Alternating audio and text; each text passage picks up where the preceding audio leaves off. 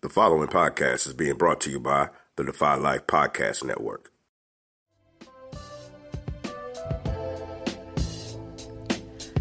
Welcome to Aftergate, powered by the Defy Life Network. Are y'all ready? Aftergate is a podcast series highlighting Colgate alumni of color in their professional endeavors aftergate. Are y'all ready? Aftergate is hosted by Alvin Glimpf, aka Al, and Herman Dubois, aka Jerry. Are y'all ready? We are doing Aftergate because Colgate University has produced innovators who have changed the world every day, yet many alumni of color and the mainstream Colgate community are unaware of the amazing accomplishments of alums of color. Are y'all ready?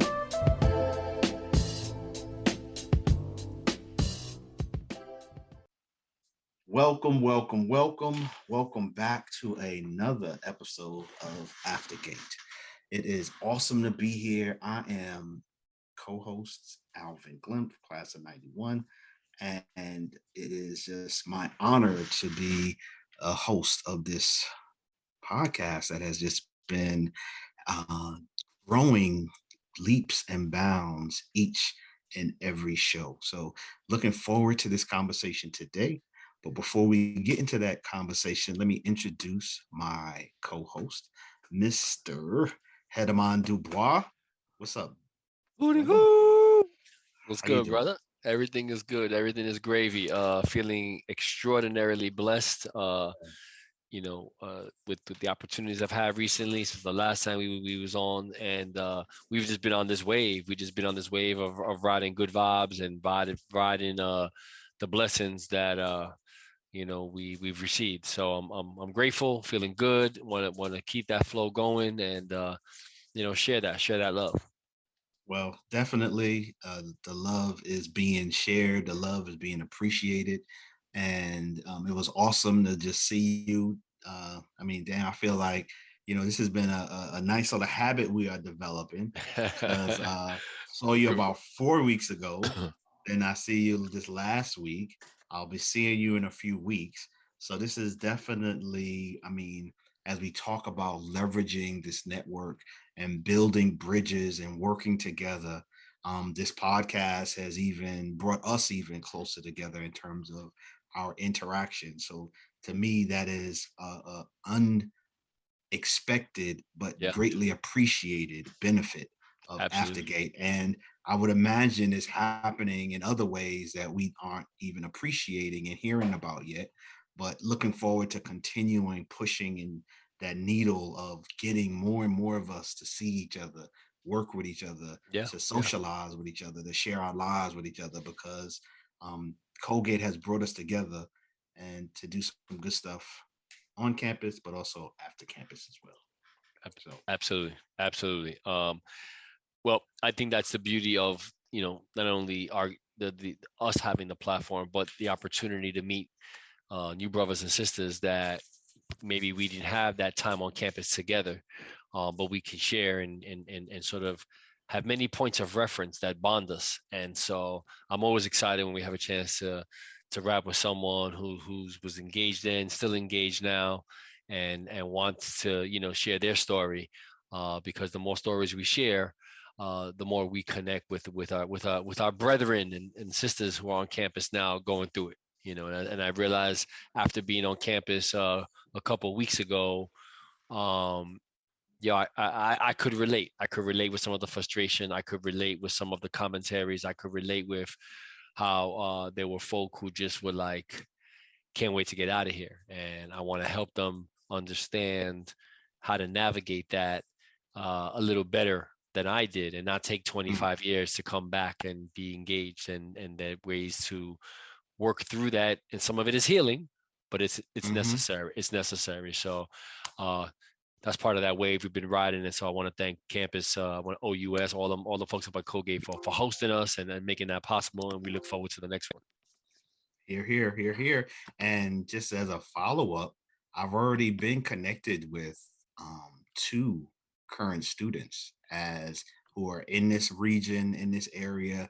And one of the staff members who was up there was just like, hey, can you just reach out to this student and just establish a relationship? So paying amazing benefits and looking forward to continuing down that path. For those who are new to the show, let me just remind you that Aftergate is a weekly podcast where we are interviewing alumni of color from Colgate University, and we just want to highlight their accomplishments post-Colgate, all right? Because we know Colgate has produced some amazing innovators, people who are changing the world every day. And so we're just trying to lift up and amplify the stories of alumni of color. But I think I'll use this as a segue as we talk about talking and building relationships and building bridges to introduce our next guest for this show. You ready? Yes, sir. Let's get it.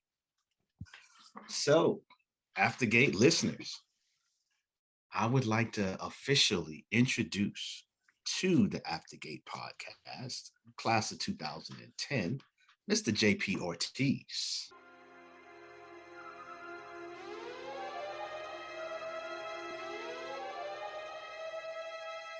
Yeah. Yeah. Welcome, brother. Welcome. What up? How are you guys? How are y'all? Good to see everyone. All right.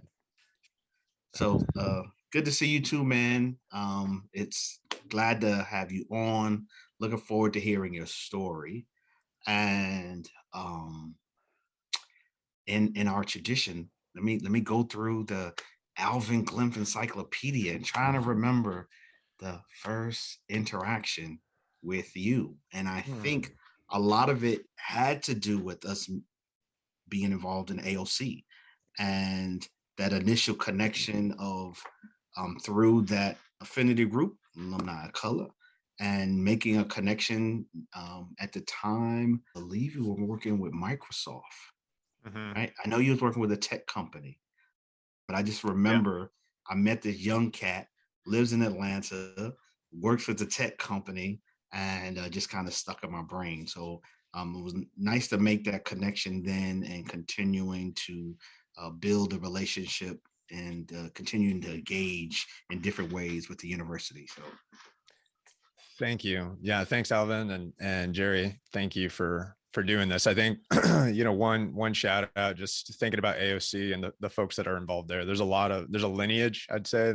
of folks that go back, really strong, involved people, and I've heard a number of them on the podcast here. So it's been inspiring to hear those stories and just to be part of it now. So thanks for taking the time to have me on. That's what's up. That's what's up.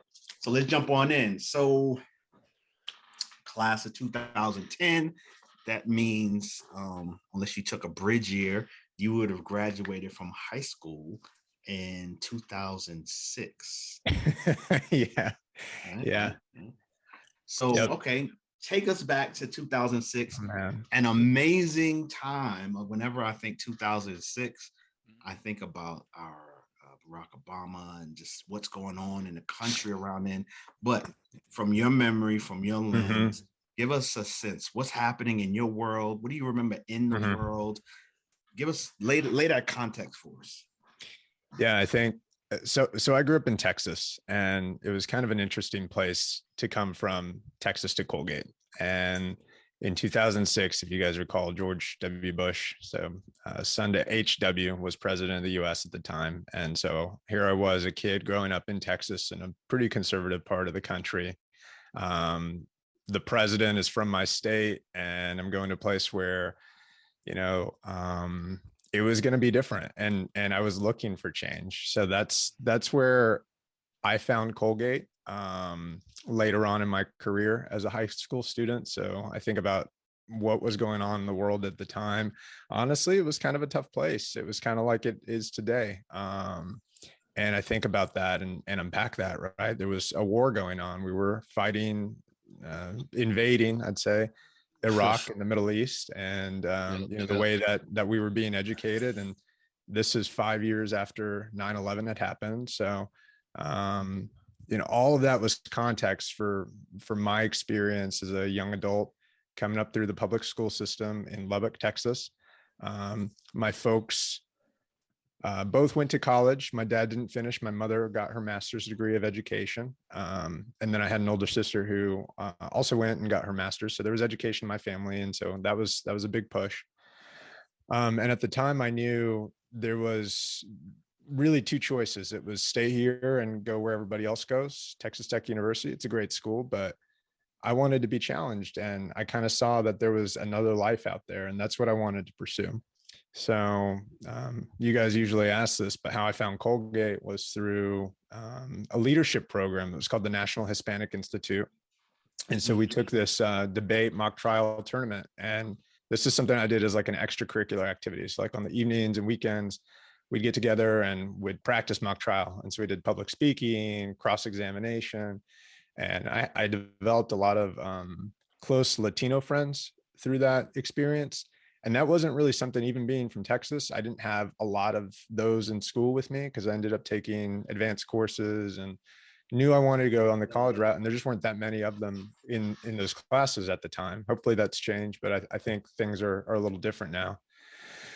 So I went to a school that had pretty good coursework. It was advanced placement and IB curriculum. And so I was surrounded by students and professors and doctors and people who really were pushing themselves. And it's just amazing to see where folks have ended up. So outside of school, I was doing this debate mock trial thing, and we took a trip up to Chicago. So this is like my first time traveling anywhere. And at the end of the experience, we were debating and creating quorums, and it was a lot of fun, just meeting people from all over the country who were kind of doing the same thing. And the whole thing was about college access, right? And so there's a lot of nonprofits, community-based organizations that do this today, and they do it very well. And we ended up doing a college fair. And I remember looking at the schools, and Yale was there, Princeton was there. And then I saw who it was at the time, Gary Ross and some other people standing at the Colgate table. And I ended up going to talk to them, and we just had a great conversation. And then a few months later, I started getting mail in from Colgate and seeing how beautiful this place was. And long story short, I ended up applying and getting in with a full ride based on financial aid package and all that. And it was one of the happiest moments of my life when I got that letter. I remember how excited I was because it really signified for me life was about to change. It was going to change big. Wow. So when you think about your time at Colgate, because you kind of gave us the context of where you were when you were, how you found Colgate, Colgate found you, and in the context of what was happening politically, internationally, nationally. Mm-hmm. Great demographic breakdown in terms of transition between hometown and Hamilton, which is always a unique element of the stories that we hear, is where they came from and how that impacted their transition for the better or for the worse. When you look at sort of your experience on campus, how was the transition? I mean, particularly as a student, as a Latino student,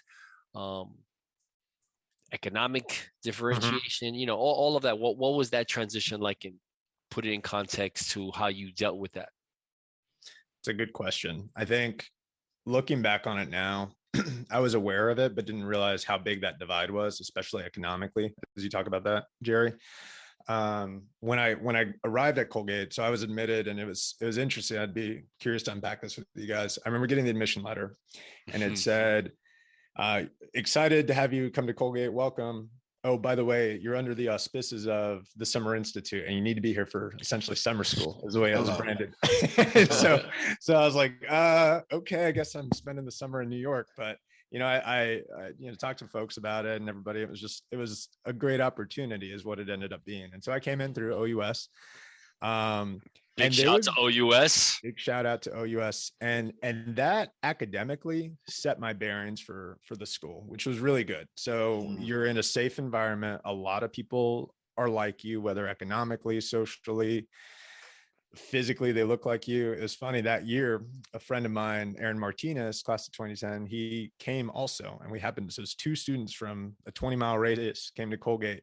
And then I had another friend, Kelsey Lovelace, she's got a different name now, but she was joining Colgate from the volleyball team. And so we had 3 kids from this random town in Texas that were all of a sudden coming to Colgate. So I had a few folks that I knew going into it.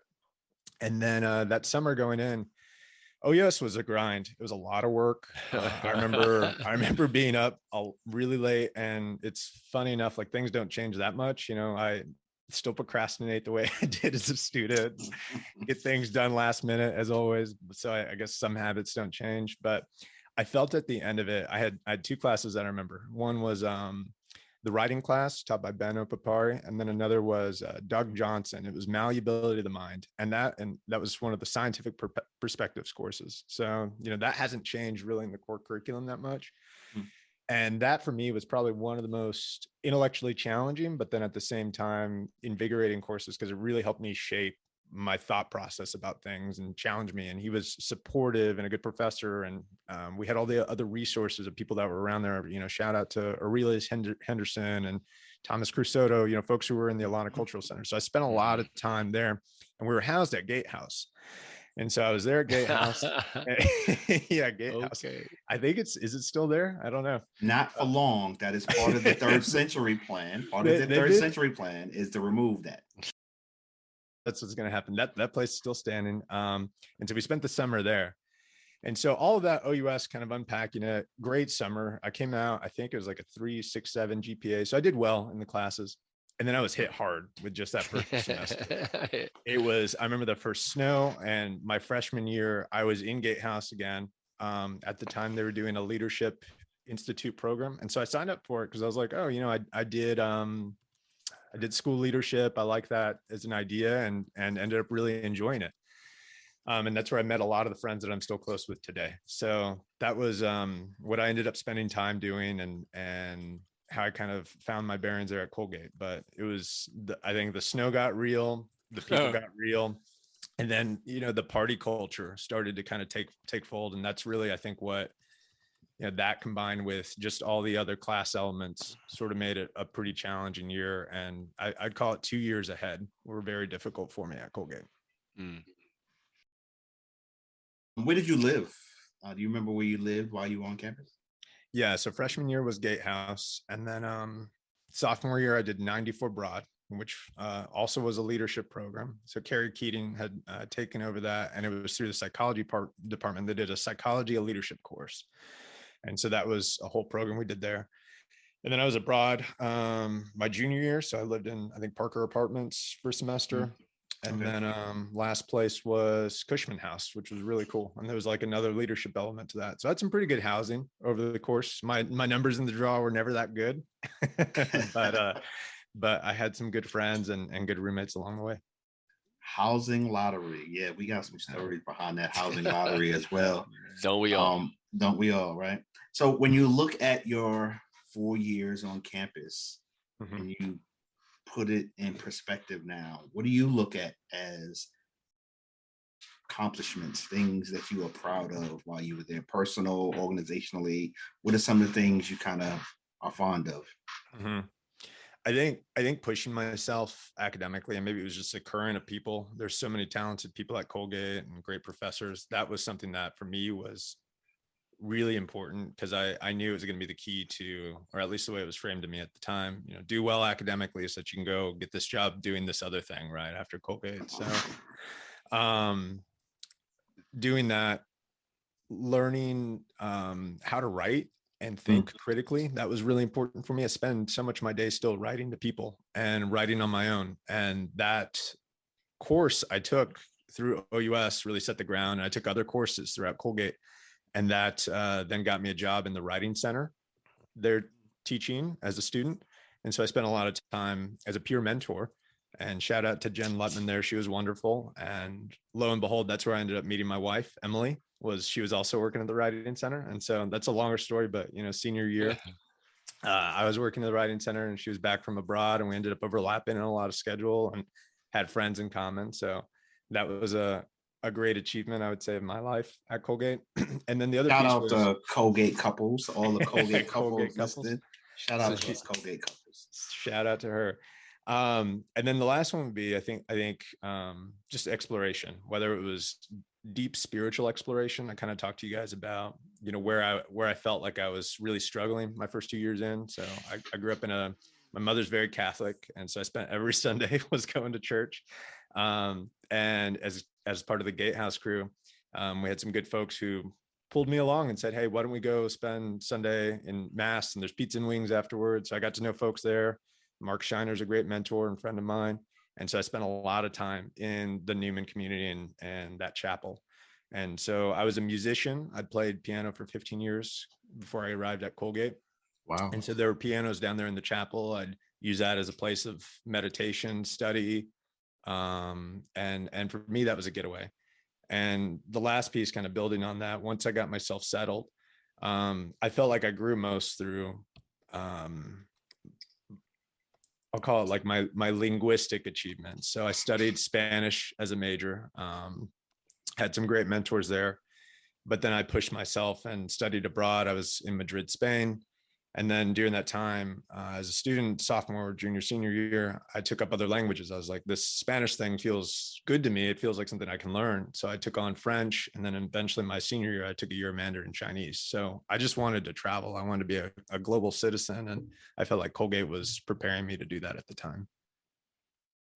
Fantastic. Fantastic. What was that trip like to Spain? That was life-changing because I went in, I didn't have the confidence that I developed through that experience and made me who I am today, right? It was a homestay and there's crazy stories coming out of that too. So my Spanish homestay mother was very eccentric. So she, prepared all my meals, all the language conversation was in Spanish. So it's like straight up immersion. And you're there with peers, right? So you're there with other Colgate people and we spent all semester together. So those folks, very bonding. First they bring you into one part of the country and kind of do a language immersion, and then they bring you into Madrid, and just the city. That was my first time being in like a real city and having the chance to take a metro or go to a fine arts museum or go see a theater show or go out to a bar at night. There's so many cool things that we could do.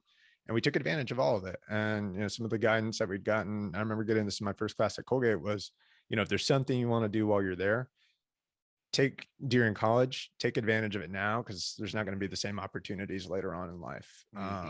And so I made sure I grew up, and this is kind of something going on in the Latino community right now. I grew up as a Mexican kid, but I didn't speak Spanish that well. And so that for me was about reconnecting with my culture and really finding my roots.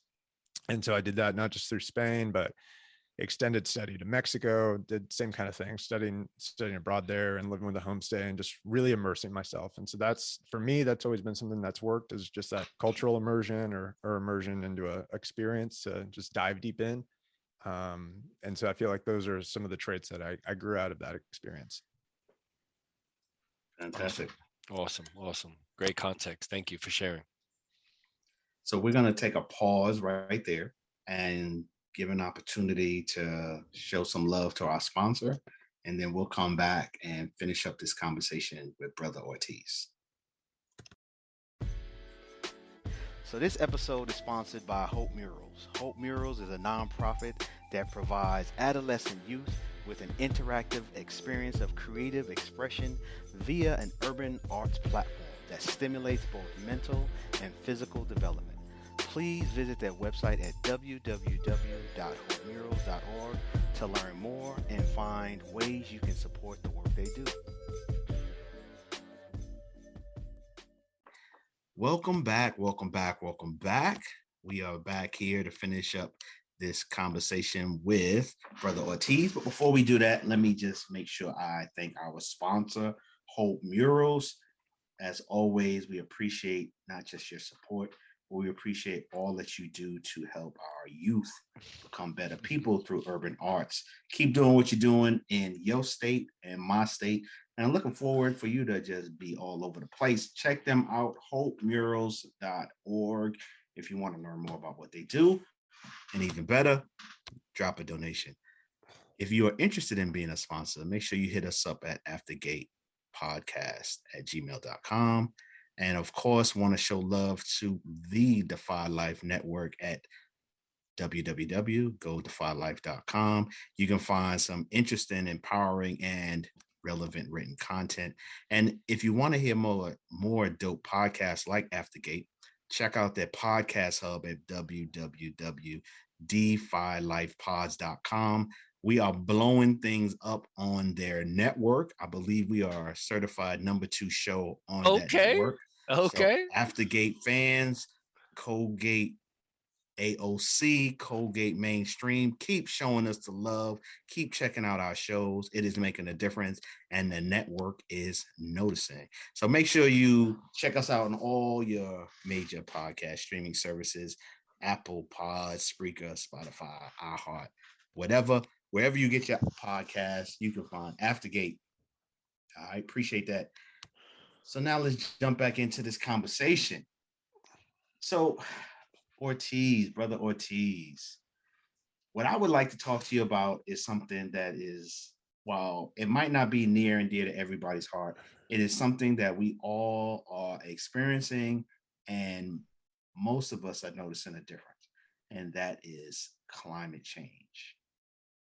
We have not talked about that before on this Aftergate podcast. So I'm looking forward to hearing your thoughts on where we are, and even if you have some thoughts on the solution and where we can go as a society. So what you got? Thanks. I think one of the things that I found, and maybe isn't that much of a surprise to this community, but being apart from it for so many years, is that climate change disproportionately affects communities of color. And this is going to be the case in the next decade and 50 years, I would say. However, I do think that there are a lot of ways that this community, I'm seeing good leadership really take hold right here. I don't know, Alvin, if you're familiar, there's a company called Gooder here in the backyard of Atlanta, and they focus on talk about it. Yeah. I've got a friend that works there as a product manager, and basically what they do is collect food waste from different organizations and redistribute it to people in need. So that's kind of the idea behind their business model.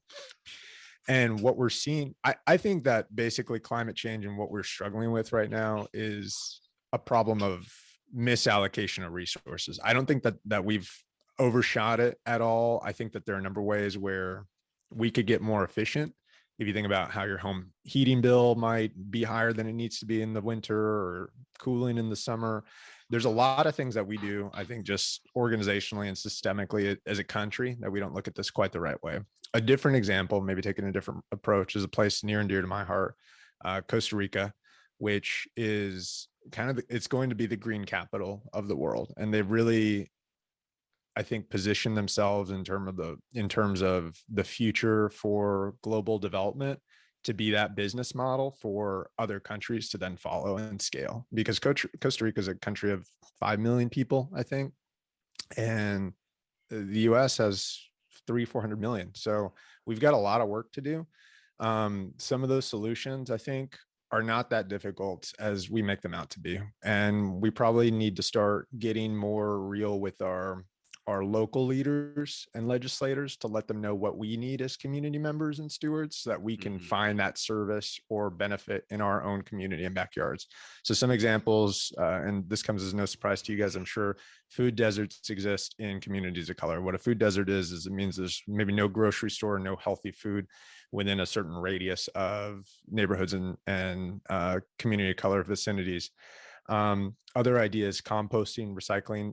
Did you know that the recycling business right now in the United States has basically been redistributing plastic to China and Southeast Asia and just having them dump it in their own territory and terrain? And so it's basically been these failed approaches that are, I'm going to call out some people here, but basically failed approaches that are led by the oil and gas industry to get us to consume more. And so those are kind of the things that I think, as we're seeing demographic shifts already start to take a tune to those changes, where we spend our dollars really matter. And I think looking at leaders in the business world, especially as I look at what's happening with Elon Musk buying Twitter, do all these guys, I don't believe that he's doing this for the benefit of anybody but himself. And I think it's on the individual responsibility as citizens of this country, as people who understand what's going on, as leaders within our own community, to share that message that this person is not in our best interest, and here are different examples that are. So some of those examples, to kind of get to the point of where I think change can be, is around, how do we handle food waste in our own home? Do you compost? And how hard is it to compost? It's really just put food in a bucket and leave it outside, and then toss it in your backyard and add some mulch on top of it. Don't believe me, it's not that hard. And I don't know the stats off the top of my head, but there have been studies that have been done that instead of planting trees, not saying that tree planting isn't important, but if we focused on soil in this country and we focused on redistributing good soil so that you could grow good agriculture throughout different places,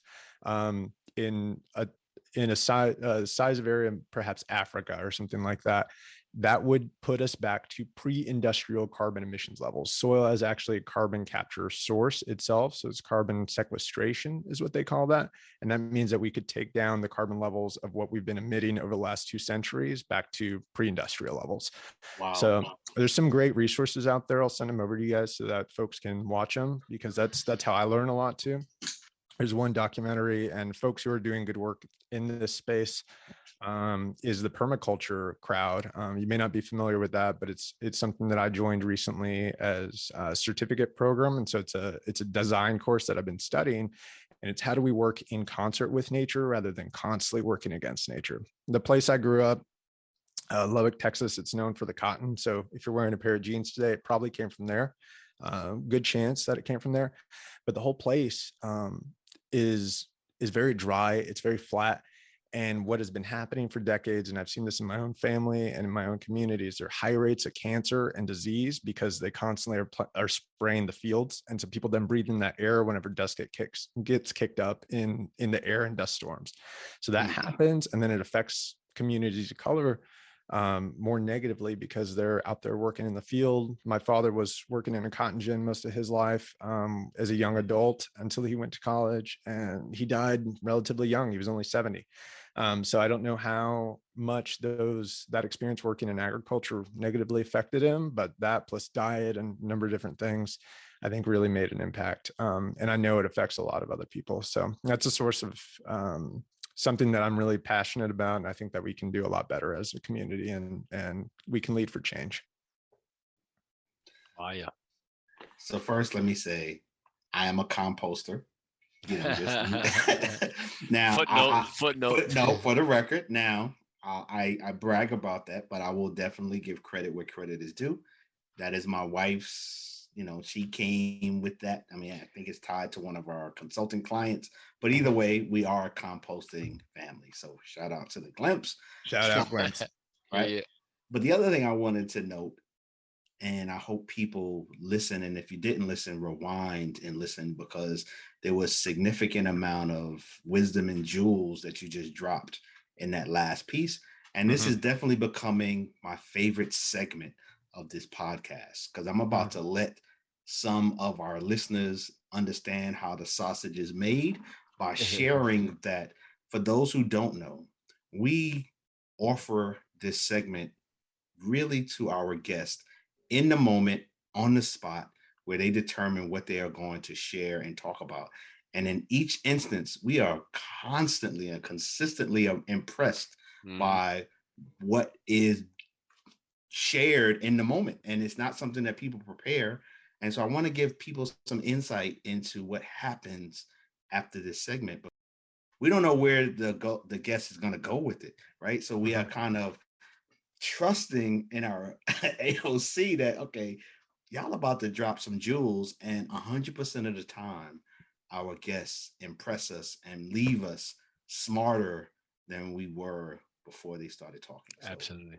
shout out to all of our guests, including you, my brother. Appreciate what you just shared. Thank you, Alvin. Yeah, that documentary I was going to mention, it's on Netflix. It's called Kiss the Ground. It's actually Kiss the Ground on Netflix. It's about soil, which sounds boring, but actually it's really interesting. And it is one of those climate change documentaries that doesn't leave you feeling despaired at the end of it. It leaves you feeling hopeful about the future of change. And that's the kind of spirit we need to engender in people going forward. So I was so appreciative of not only sort of the subject matter, but of the way in which you presented it, that it does allow one to see that there is hope for a better environment if we collectively, sort of buy into what we all have to do. It can actually be resolved, or at least improved. Let's go back in memory lane now. Let's your class of 2010, it's 2022. Kind of run us through the last 12 years and highlights of what life has been for you. How'd you end up where you end up? How'd you end up what you're doing now? Yeah. But walk us through. You graduate Colgate, and then what? Back to Texas? Give us what's going on Yeah. there. Yeah, kind of. 2008, if you guys remember, it was a good year because Obama got elected, but at the same time, the recession hit. So every time the Republicans leave the White House, they leave the country in a mess. We gotta clean shit up, man. You guys know that game, and it was the same thing that happened. So country was in a mess, and it's kind of funny because I feel like so I mentioned earlier, Bush. I was from Texas. I was interning in DC when Obama was on the campaign trail, so I got to see him in person. And then I was interning in DC at the Treasury Department. I remember seeing Hank Paulson, who was the head of the Treasury at the time, when the financial crisis was unfolding. And I got a photo with him. So, can you imagine stressed that he looked. Stress. I bet he was a little stressed. So it's The Big Short all playing out in real time. And so I get back to Colgate after this wonderful semester abroad, and all these people who had, Wall Street jobs lined up, all types of things, it all fell apart, right? Nobody had jobs. And so I was thinking, okay, well, I haven't done any of that, and I'm not white or rich, so I don't know what I'm about to do here. Maybe I'll go to law school. And so that was the idea. And so I said, okay, I'll spend the next 2 years studying for the LSAT, getting ready for law school. And then September of my senior year rolled around, and I bombed it. I was not ready for the LSAT. And that ended up being okay. And this is maybe a message to students, at Colgate, because not everything's going to work out the way you plan, but it could actually work out better. So after graduating, I just focused then on having fun my senior year, because I just decided something will come along. and eventually it did. So I finished in 2010 on time. It was a good year. And went back to Texas. I had no job. And my now wife, Emily, she was still up at Colgate. So I had something keeping me kind of tied to the Northeast. So I said, and this is the way this literally went down. I had a good friend of mine from Gatehouse, and we'd been roommates at 94 Broad, and he lived in New Jersey. His name's Bob Clavin. And so Bob and I were close friends. And I was waiting tables at a wine bar that had opened up in Texas, just doing that for a few months. And I called up Bob and I said, hey, I'm tired of doing this. Can I come crash on your couch in New Jersey and try to look for jobs in New York City? And he said, sure, come on out. And so I had $400 in my wallet, flew out to New York on a one-way ticket, and the rest is kind of history. So a couple of weeks later, I landed a job in Manhattan, paid terribly. It was boring work, but there were a lot of people that were there. So I kind of got that feel of working in New York City, but I wasn't making a banker salary or anything. And I said, okay, this is fine. This got me here. What's going to get me to the next step? And so I ended up networking a little bit more. And lo and behold, there was, I was looking on the Colgate job website. I remember doing this, and there was a job opening at the home office of Abercrombie and Fitch. Now, another little nugget I'll throw out for you guys. Netflix did another documentary on the corporate culture of Abercrombie and Fitch. And this is another thing I could have talked about earlier today, but that place was basically college 2.0. And so I moved out there to Columbus, Ohio for the next 2.5 years. And it was fun, but it was honestly, it was kind of a toxic work culture at the time. Like I learned a lot in business, but it was not laying good lessons for how to be a young man, how to be a young adult. There's a lot of disrespect towards women, frankly, I'll say. And just like kind of the bro culture around it was not, I would say, not the best for looking back for what it was, but I was having fun at the time. And so I've had to unpack a lot of that in my life lessons. And so anyway, 2.5 years there, I kind of looked at what we were doing. I was working in the men's shirting business. It was a good business and very visible, but I wanted to do something else. I felt like I wanted to give back. And so I ended up looking at Colgate again, just, patterns of things come up in your life, and Colgate was one of them. And it turned out that they were hiring for an assistant dean of admissions for diversity recruitment. And so I reached out to my network there, Gary Ross and some other folks that I'd known. I'd interned in the admission office and had given tours. That was something that I had a lot of fun doing. And so I said, oh, how hard could it be? I'll go out there and do this all over again. And so I spent the next 3 years working at Colgate and giving back. And we can talk about that one more in depth, I think, another time, because it would be interesting, because at the time there was the sit-in, if you guys recall that, in 2015. I was working on the administration side, and so I was interfacing with a lot of these students and hearing what was troubling them about the campus culture. But I was representing the institution. So here I was kind of tied between these two places and didn't really know how to navigate it, right? There's no playbook for this out there, but I did learn a lot. And so Colgate ended up being a great training ground again. Then I traveled and I was covering different markets, New York City, South Florida. So Jerry, I was in your neighborhood a lot. I traveled to the Caribbean and Texas. And so I was recruiting students, telling them about the story of Colgate and trying to get their interest in going there. And that was successful. I mean, by the time I left, we had recruited our most diverse class ever. It was about 30% multicultural, which had peaked. I mean, that was one of the highest numbers. But I did get to see how the sausage was made. I saw how we recruited people. I worked with Frank Fry and Frank Kwan over the OUS program very closely. So we shaped that class, and that gave me a lot of perspective on things. And that was a part of the job I really loved, was letting students get to experience that Colgate experience just like I had, right? And hopefully theirs was better than what I had been through.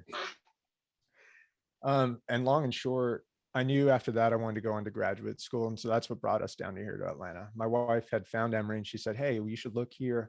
It's a good school. Atlanta's a cool city. It's pretty affordable. And that's what brought us down. And so I did my MBA at Emory University. I spent the next 2 years there. And during that time, it was kind of a whirlwind of experience, another drinking from the fire hose moment. But I interned at the Coca-Cola company, did that for marketing. And after that, I was kind of set with like consumer goods brands. I said, there's got to be something else that I might like. And eventually I met some folks over at Microsoft, and that's how I ended up here. And so now I spent about 2 years working in a different role at Microsoft, but now what I'm doing is something I really enjoy. I work in the K through 12 and higher education markets, or US education sector. I'm what they call a senior specialist for Microsoft Surface or first party devices. So I got to hook up on the best computers in the market. And I get to work with schools both here locally and then regionally in the Southeast to help them, really shape what they decide to use as a computer for students and staff. And I think the pandemic taught us a lot about how important that is. So, the business has been good and growing, and I get to work in a space that I understand and really respect, and with people that I admire. So that's one of the things I like about what I do and what's kept me down here. So that's all about just professional work. More interesting in my life is, kind of that cause I mentioned earlier about climate change and what my goals are. So that's where like the vision of what we're doing next in Costa Rica has been all about, and what I've been working towards. So I'll be doing something to look forward to. I'll be doing a AOC / reunion college for the college reunion coming up this summer. So I hope to see you guys there for that. Go a little bit more into that. What does that mean? Yeah. So Colgate, and when is it? Yeah, Colgate reunion. I'll check the dates. It's the reunion 9th through 12th. So I think I'm doing it on that. I want to say the 11th, that Saturday, the 11th. So if you guys will be there, hope to see you there. I don't think you're in the 50 and older crowd. 50-year alumni. Yeah. we are. We'll be there. No, 50-year alumni. 50-year out, yeah. Oh no, we're not those people. 50-year out. No. Yeah. So we'll all be at the same reunion. Yeah. So here's what I'm doing. Basically, I mentioned earlier that patterns pop up in your life, right? And for me and Emily, my wife, the pandemic was one of those. And it was honestly a really tough 2 years. I mentioned my dad had passed away. He passed away during the pandemic from COVID. And he had diabetes, and it was just like a number of health complications. But earlier during that cycle, right at the start of the pandemic, I remember I was going to go on a work trip, and Emily's grandfather ended up being sick, and he was in the hospital. And then my grandmother was not doing well either. She'd been struggling with dementia and kind of failing health. And within 48 hours, they both died. And so it was just that the week the world shut down, I felt like the sky was falling apart. Like I literally felt like, wow, the world's ending, right? I mean, things are looking pretty bad. And that for me gave us a lot of perspective. And that year was a tough one. And at the end of it, Emily and I had been cooped up here in this little apartment in Atlanta, and we said we need to get out. And so we went to our safe place, which was Costa Rica. And we got married there 5 years ago, coming up on our 5-year wedding celebration at the end of this month for Memorial Day. And it was a Colgate wedding, a lot of friends there too. Funny enough, it was a Colgate wedding planner too. who happen to live in Costa Rica. So, these different patterns pop up in your life, and that was one of them. And so we went up back out to Costa Rica, and we said, what could have been maybe a 10, 20, 30-year plan, why don't we just make this happen sooner? And so that's where we started prioritizing our efforts of wanting to move there, wanting to spend more and more time there. And so in March 21, we traveled out to Costa Rica and spent time starting to look at land to buy. And so instead of prioritizing a house here in the US or doing something different, I said, I want to buy land in Costa Rica. And so we traveled and went around to a bunch of different places and found this lot with our realtor, and ended up being, we drove up to it, and it was lot number 13. All right. You can't make this stuff up. And so it was just down this one windy road. It just reminded me so much of Oak Drive in Hamilton, New York, when we got out there. We got on land, and it was good energy, and I just felt like it was the right place. And so I felt like this is something we can build upon. So the plan is, we've got 13 acres of land, it turned out, on lot 13. And we're going to put vacation cabin rentals, but more of it is really going to be about creating a space for people to find that centeredness and calm. So I've gotten very into meditation and mindfulness throughout this whole practice, and the pandemic has kind of forced its hand at that, which I think has been good for me. And so my goal is to create a center for restoration that brings people, calm and good energy to their lives, and provides our community with spiritually guided interactions through nature. So it's a lot to unpack in that, but the idea is to really build a place that people can come, feel restored, be present in nature, practice either secular or their spiritual beliefs, and just get to enjoy living, right? Because that's kind of what we're all here for. So my hope is to do that and create a beautiful space for it. And I've been applying a lot of my sustainability and permaculture design principles to that. And so I'm finalizing the project now, and that's what I'll be talking about at Reunion College this summer for everybody. So I hope folks can attend, and I'll share out more resources about it as the project grows. But the plan is to go online eventually at the end of 2023, and hopefully start hosting people out there after that. Can't wait to visit. Right. If you need any test dummies to come through and kind of go through a little, customer review experience, by all means. Well, Costa Rica is definitely on the radar, and we can make that happen. Thank you. Yeah.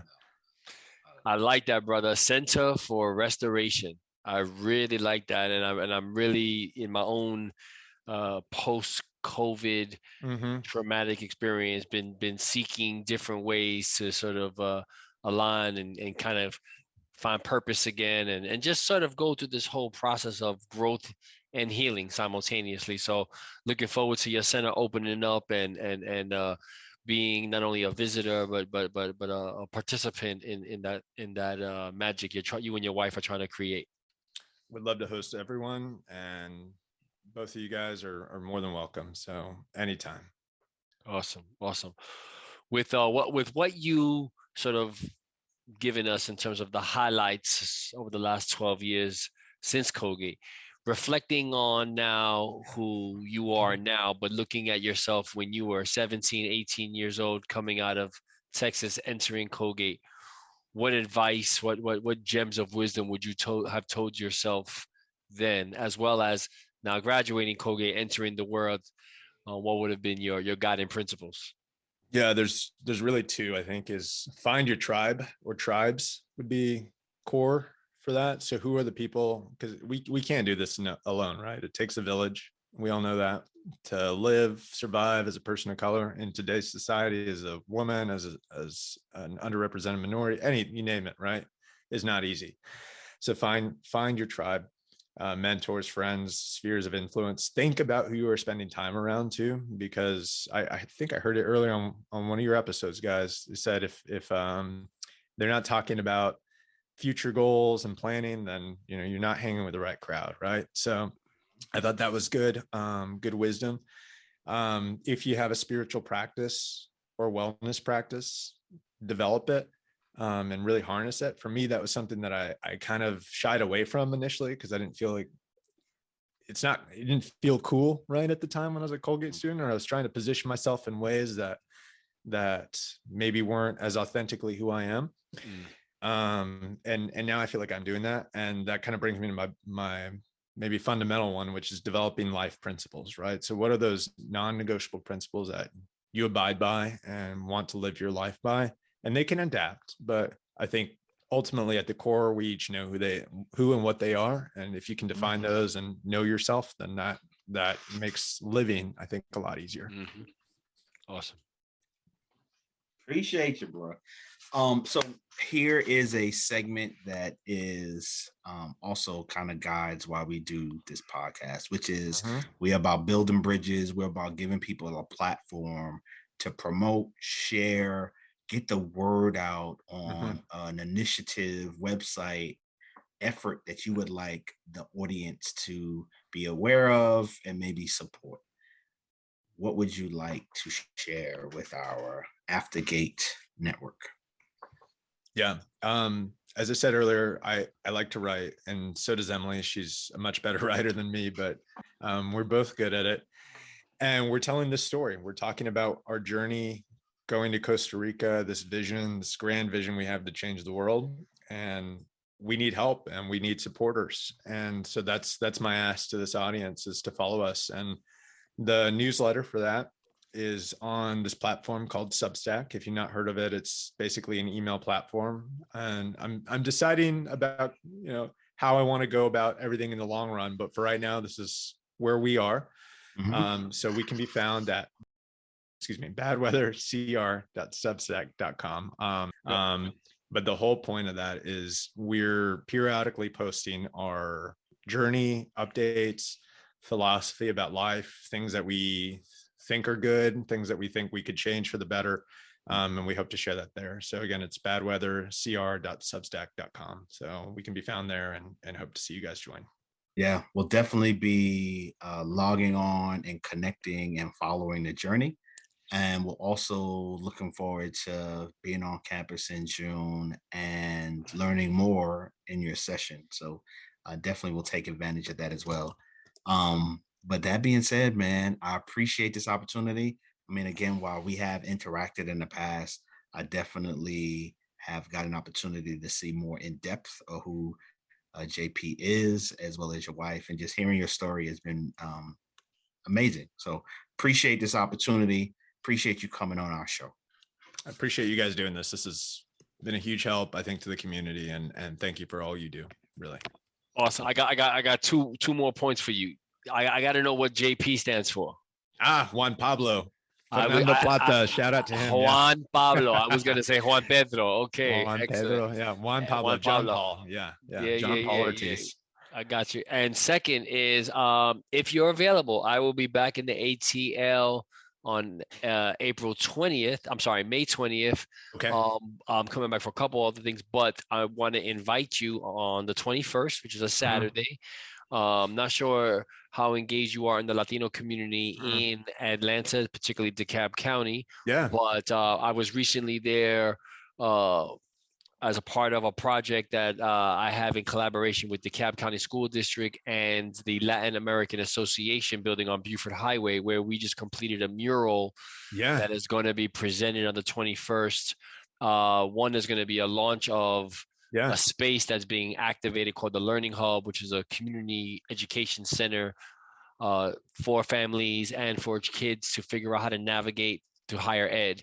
And I had the opportunity with the organization that I work with to create a mural experience as part of the lobby and the welcoming. And so would love to, if you're free, come on out. It'll be at 12 noon. They're going to have food and it's going to be very festive and communal. I know Brother Glyph will be in the house. And so it'll be awesome to see you there. Awesome, Jared. Thank you. I appreciate it. And then we can talk about, Costa Rica dates. So I can for sure. Book them now. But awesome. Thank you. Well, great to hear. And thank you guys for this time. And shout out to the alumni of color community. You guys are fam. That's what's up. That's what's up. Yes, sir. Yes, sir. So, my peoples, this has been another episode of Aftergate Season 2. Thank you to our guests. Thank you to our listeners. Aftergate always is powered by the Defy Life Network. So make sure you check us out in the future for more dope shows. All right. Appreciate that. And remember, The Colgate we knew is not the Colgate today. It is certainly not the Colgate of the future. All right. So remember that. Peace, family. Peace. Shh. You hear that? Listen closer. That, my friend, is the deafening sound of focus. It drowns out all the useless noise that can clutter the moment. Naysayers don't exist. Haters? Smaters? The peanut gallery? Who's that? When you in your zone, all that noise and all that buzz is just elevator music. So, enjoy your journey, focus on your goal, and bask in the quiet roar that is progress. Because when it's your time to shoot that shot, spit that verse, or close that deal, the only voice that matters is yours. Defy life.